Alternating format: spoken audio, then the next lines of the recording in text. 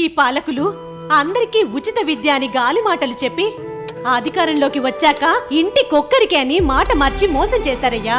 స్తోమత ఉంటే ఇద్దరు పిల్లల్ని చదివించాలనుంది, కానీ మోసం చేసిన చేతకాని నాయకుల్ని ఏమీ చేయలేక ఎవరిని చదివించాలో ఎవరిని మాన్పించాలో ఎంపిక చేసే భారం నీ మీదే పెడుతున్నాను. ఏంటయ్యా, ఎవరిని చదివించమంటావని దేవుణ్ణి అడుగుతున్నావా? ఇంకేం చేయమంటావే? ఒకరిని చదివించి ఇంకొకరిని మాన్పించాలని ఏ తండ్రికుంటా చెప్పు. మన సమస్యకి పరిష్కారం మన చేతుల్లోనే ఉందయ్యా. బాబుగారు ప్రతి బిడ్డకి 15,000 ఇస్తానని మాటిచ్చాడయ్యా. ఒక్కరిది కాదు, ఇద్దరి పిల్లల్ని చదివించవచ్చు. మనం చేయాల్సింది రాబోయే ఎన్నికల్లో సైకిల్ గుర్తుకు ఓటు వేసి మన బాబుగారిని గెలిపించడమే. ఈసారి ఛాన్స్ తీసుకోము, ఫ్యాన్ కు ఇంకో ఛాన్స్ ఇవ్వము.